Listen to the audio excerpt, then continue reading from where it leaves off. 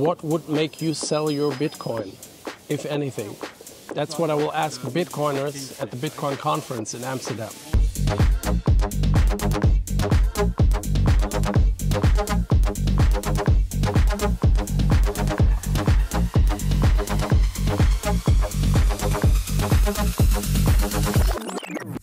What would make you sell your Bitcoin, if anything? Never. Maybe emergency, right? I have no idea. I would not sell my Bitcoin. I would spend my Bitcoin, and I will probably run into that problem at some point because I accept Bitcoin as a payment method.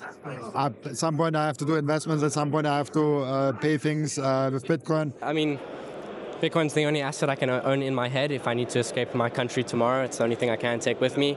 So maybe if we lose the properties that Bitcoin has, that's the only time I would sell Bitcoin, is if Bitcoin changes drastically. That fiat thing that I get is smaller and smaller because the sponsors are taking over most of my YouTube fundings.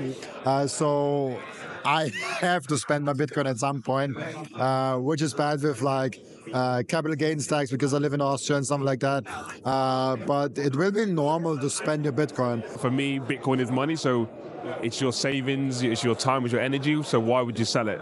If your money is devaluing at like 10, 20, 30% every year, of course you're going to spend your money because can I buy my iPhone now or in 1 year?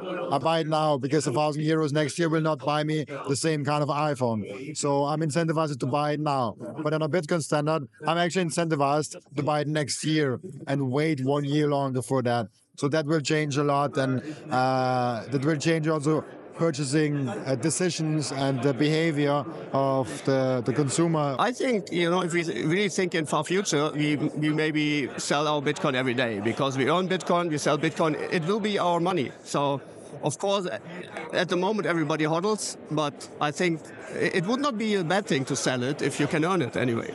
I love Jeff Booth and how he gives a perspective on inflation, and I think not a lot of people actually know that.